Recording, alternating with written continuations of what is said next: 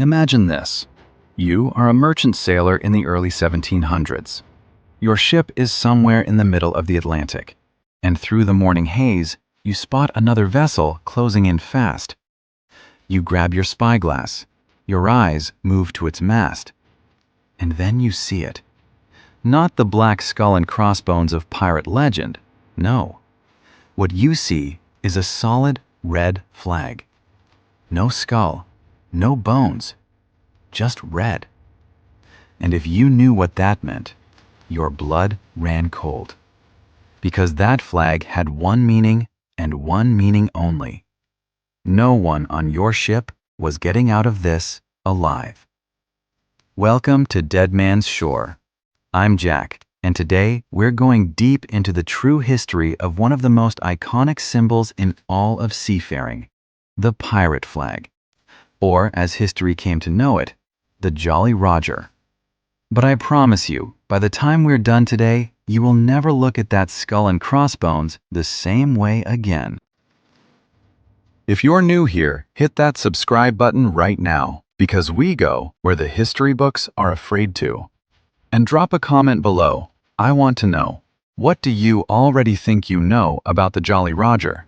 Let's find out how much of it is real. Most people believe the story of the pirate flag begins with a black banner and a grinning skull. But the truth is far older, far darker, and far more fascinating than that. The pirate flag didn't appear out of nowhere. It grew from a long tradition of maritime signaling, and it was born not from crime, but from war. Go back to the 16th century. Out on the open ocean, a flag was not decoration. It was communication.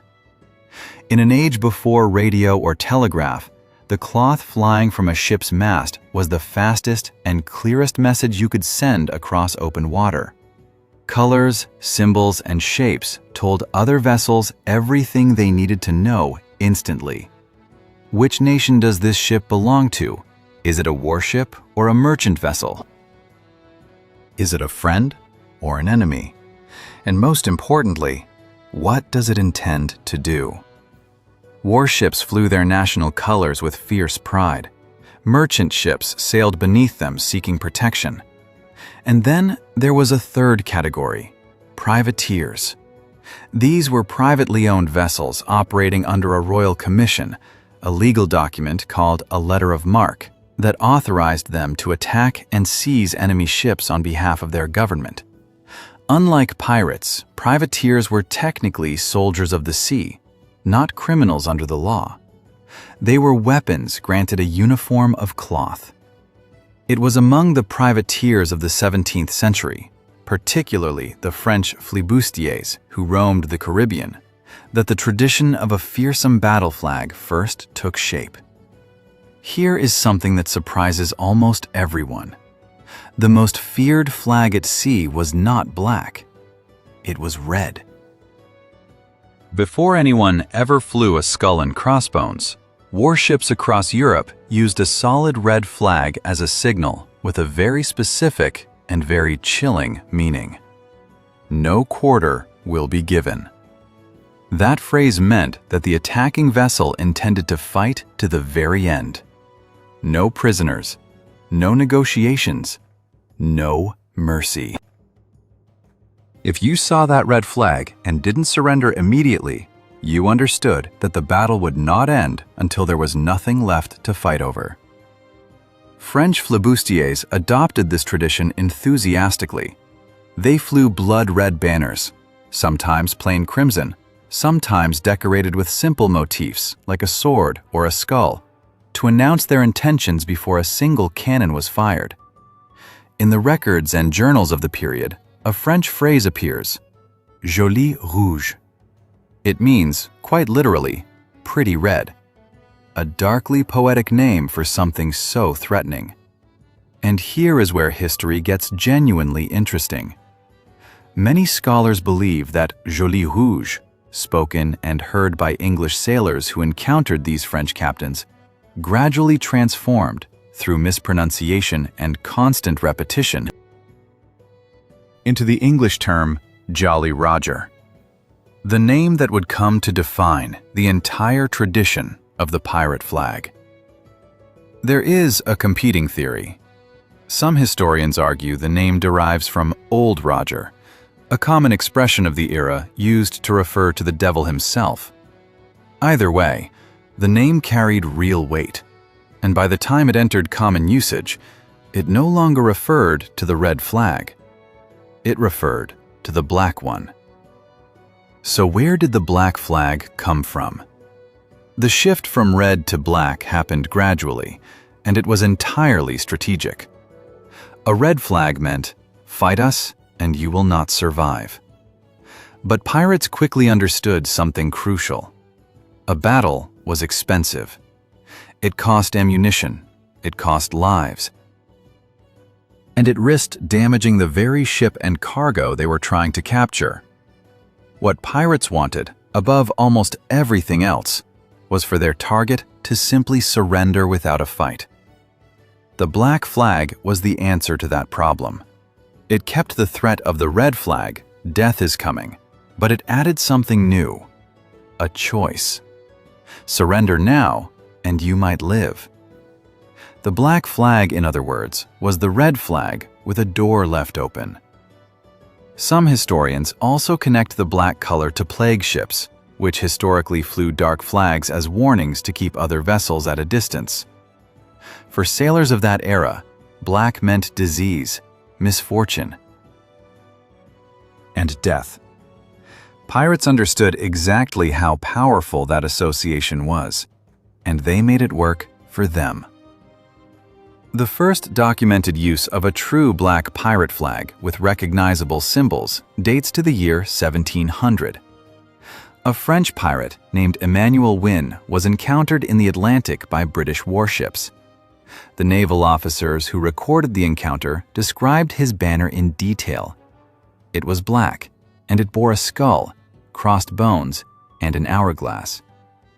The skull was positioned above the hourglass, as if to remind anyone who saw it that their time was nearly gone. This account is the earliest reliable reference we have to a flag that already contained all the elements of what would later become the Jolly Roger.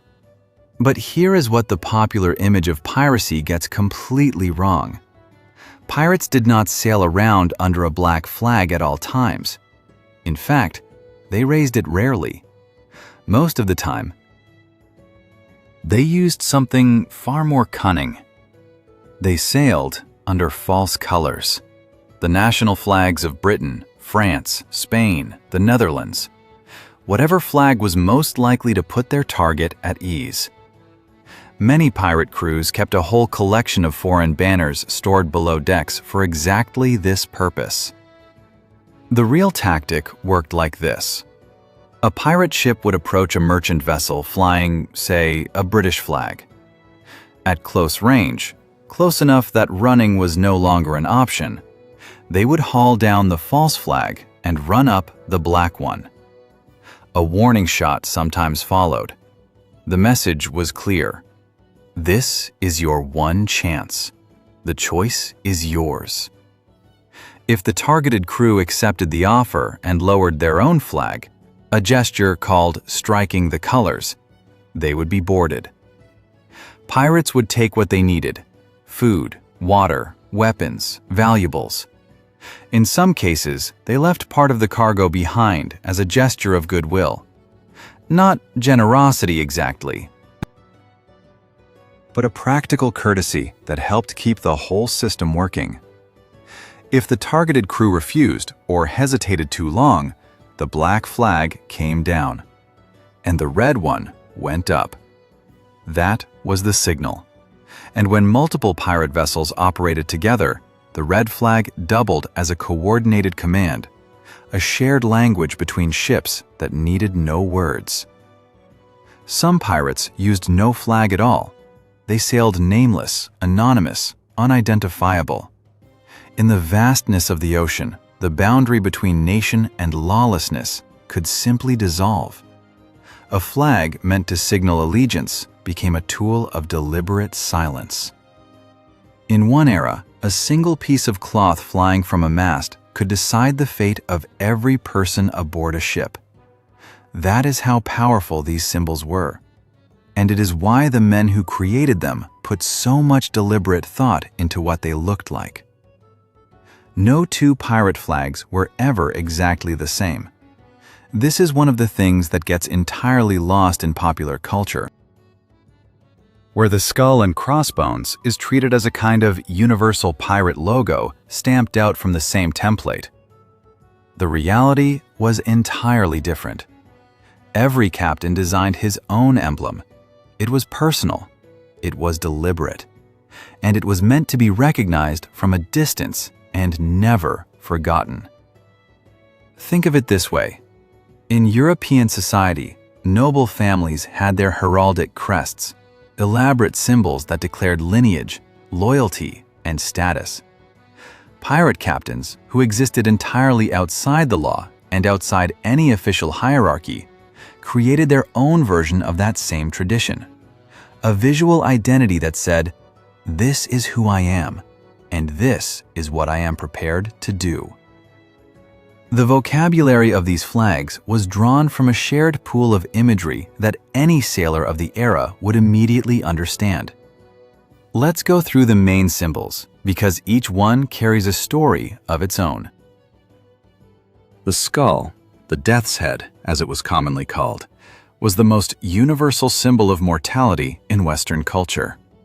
Front-facing, with hollow eye sockets and prominent jaws, it needed no explanation in any language.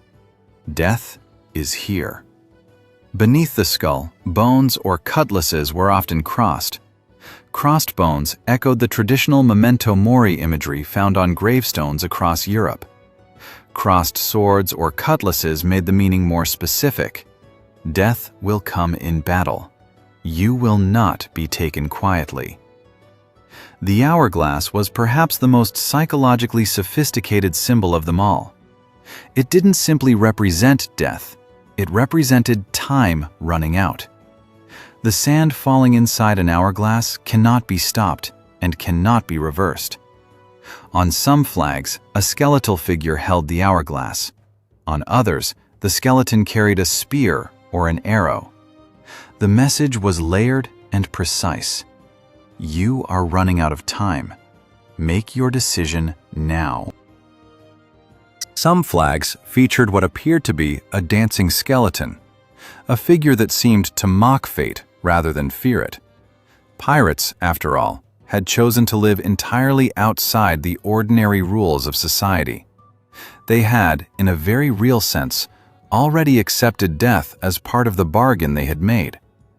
The dancing figure expressed exactly that. We laugh at what frightens you.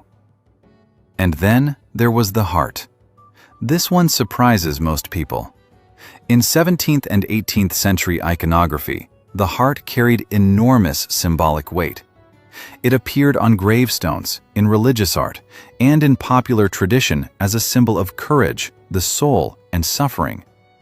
On pirate flags, especially when shown pierced or bleeding, the heart represented pain, vengeance, and a warning. Whoever resists will suffer for it. Now let's talk about the actual captains. This is where things get genuinely fascinating. Henry Every, known to some contemporaries as the King of Pirates, is believed by many historians to be among the first captains to unite a crew under a black flag bearing symbolic imagery. His banner reportedly showed a skull with two crossed arms beneath it. Every operated during the 1690s and became infamous across the Indian Ocean. His flag, though described differently in different sources, set a precedent that others would follow. Thomas Tew, also active in the Indian Ocean, reportedly favored a simpler design, an arm holding a cutlass. Direct, functional, and unmistakably aggressive. It said exactly one thing: we are coming, and we intend to take what you have. Edward England, operating roughly 20 years after Emmanuel Wynn's documented encounter in the Atlantic, refined the design even further. His flag showed a skull above crossed bones on a plain black field. Clean. Readable from a distance. Easily understood. This design became one of the most widely imitated in all of piracy, appearing from the Caribbean to the coast of Madagascar. And what about the comments? I want to pause here for a moment. Which captain's flag do you find most striking so far? Write it below. I'll be going through every single one. We keep going. Perhaps the most iconic of all belongs to a captain named John Rackham, better known by his nickname, Calico Jack. His flag showed a skull above two crossed cutlasses. Simple, striking, and immediately distinctive. Rackham operated in the Caribbean in the early 1700s, and his flag, reportedly sewn from black silk, matched every bit of his bold reputation.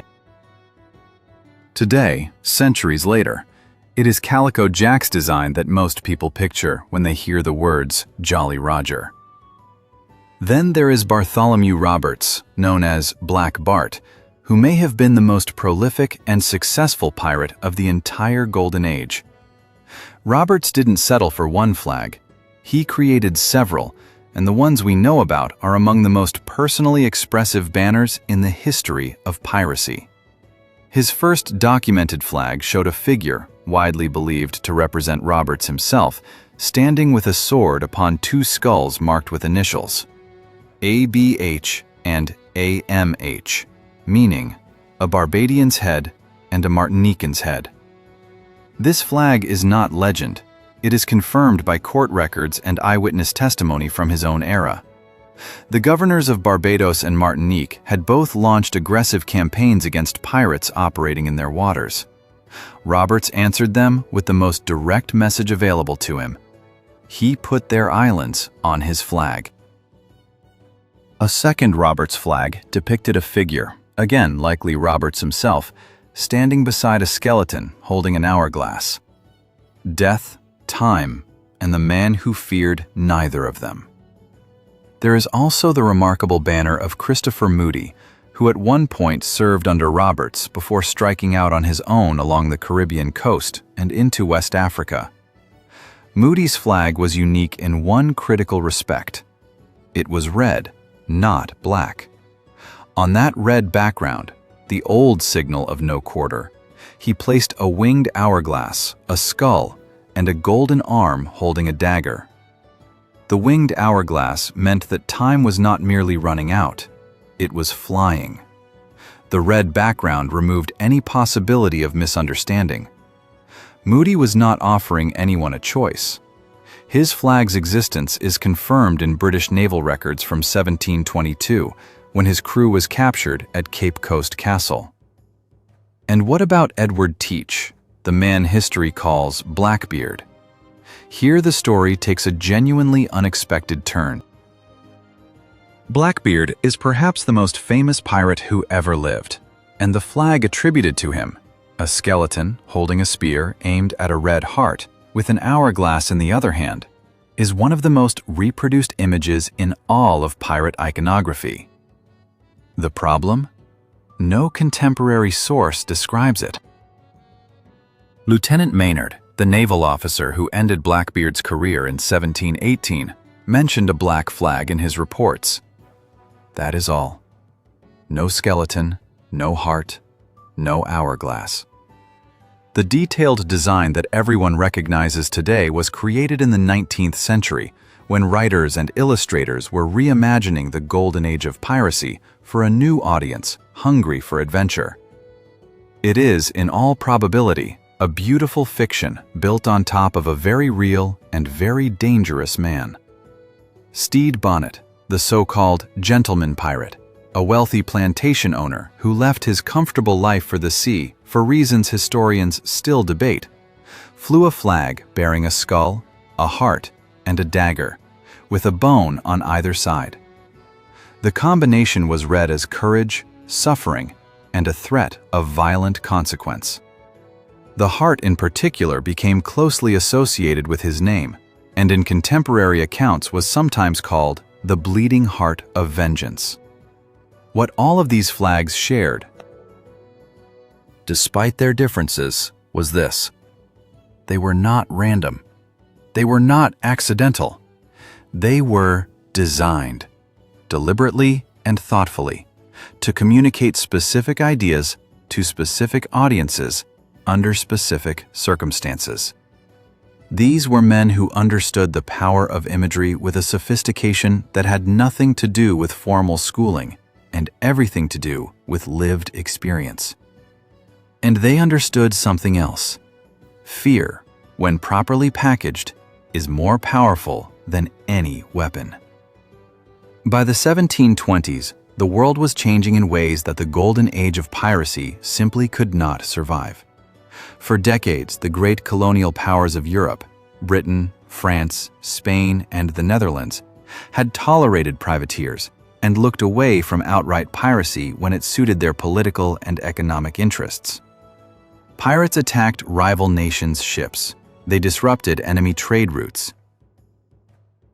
They operated as an informal and entirely deniable naval force that governments could use without ever officially deploying. But by the early 18th century, those same governments had built powerful standing naval forces of their own. They no longer needed pirates, and pirates, once useful, were now simply a problem. They attacked ships of every nation indiscriminately. They disrupted the very trade routes that were making the colonial empires wealthy. And they represented a kind of radical freedom that sat very uncomfortably with the idea of orderly governance. So the governments of Europe declared war on piracy. New maritime laws were passed. Naval patrols were expanded and pushed further out into the ocean. Rewards were offered for the capture of known pirate captains, and the consequences for those caught became swift, public, and final. Captured pirates were tried, convicted, and executed. Their bodies were sometimes displayed in iron cages at the entrances to harbors, a harsh warning to anyone tempted to follow the same path. And their flags? When pirate ships were captured, their banners were sometimes seized as evidence and filed into naval archives. But most were destroyed. Some were burned publicly and deliberately, a symbolic act in which the cloth that had terrorized an entire ocean was reduced to ash. The power of the symbol was, officially at least, extinguished. By 1730, the golden age of piracy was essentially over. The famous captains were dead or imprisoned. The Caribbean, once the center of the pirate world, was increasingly controlled by naval forces with no patience for the old ways. The open ocean was no longer the lawless frontier it had been. But the flags lived on, not in cloth, but in memory. And memory, it turns out, is far more durable than any navy. As the 18th century gave way to the 19th, a romantic movement swept through literature and art across Europe and the Americas. Writers and artists began looking back at the golden age of piracy not as a chapter of crime and punishment, but as a story of freedom, adventure, and defiance. The pirates of the Caribbean became heroes of the imagination. Their flags became symbols not of deadly intimidation, but of the refusal to live by other people's rules.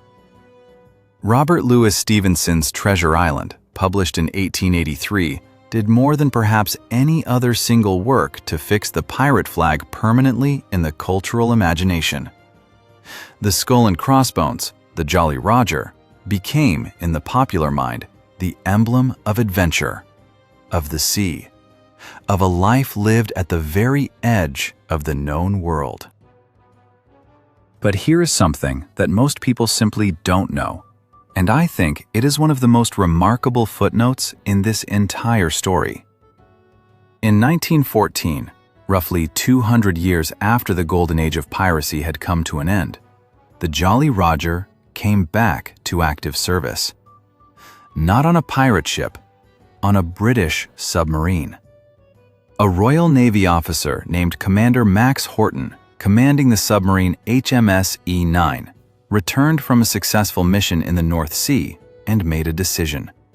He ordered a black flag with a skull and crossbones sewn and ran it up as his vessel came back into port. The message was deliberate and instantly understood by every sailor who saw it. We went into the depths. We completed our mission. We came back. The tradition spread through the entire British submarine service almost immediately. Each crew developed its own version of the flag, adding symbols to mark specific achievements. A crossed sword for a surface vessel put out of action, a dagger for a covert operation, a bar for a torpedo attack. The flags became records, histories worn on cloth, exactly as pirate flags had been 200 years before. The tradition continued through the Second World War, and it has never entirely stopped. British submarines still fly the Jolly Roger on returning from operational deployments to this day. The skull motif found other military uses as well. The German military tradition of the Totenkopf, the death's head, dates back to the 18th century Prussian cavalry. In the United States, Strike Fighter Squadron 103 of the U.S. Navy carries the name the Jolly Rogers, and their aircraft bear the skull and crossbones to this day. What began as the banner of those who lived outside the law became, over centuries, a symbol of elite military service and professional pride. No original pirate flags have survived. The physical artifacts are gone. What we have instead are descriptions. In naval reports, court records, interrogation transcripts, and the personal journals of sailors who encountered these banners at sea. The designs we recognize today are reconstructions, built from those descriptions with varying degrees of confidence. Some, like Bartholomew Roberts' flag with the initials ABH and AMH, are documented with real precision. Others, like Blackbeard's famous skeleton, are almost entirely the product of 19th century imagination. And maybe that is fitting. Pirates were themselves experts in the gap between appearance and reality. They sailed under false flags, presented themselves as something they were not, and used the power of imagery to achieve goals that force alone could never have managed. The uncertainty surrounding their flags, the question of what was real and what was later invention, feels like something those captains might have appreciated. What we know with certainty is this. For roughly 30 years, at the turn of the 18th century, a community of men and women living entirely outside the law created a visual language out of skulls and bones and hourglasses and bleeding hearts. And they used it to reshape the balance of power on the open ocean. They understood, in a way that was far ahead of their time, that a symbol deployed at exactly the right moment could be more powerful than any cannon. The Jolly Roger was never one flag. It was never one design, one meaning, one story. It was a tradition, a conversation carried out across decades and thousands of miles of open water, written in the language of cloth and imagery and fear. And that is a conversation that has never entirely ended. Before you go, I want to know what you think. Which captain's flag stayed with you the most after today? Was it Calico Jack's clean, iconic skull and cutlasses? Black Bart's deeply personal flag of vengeance against Barbados and Martinique?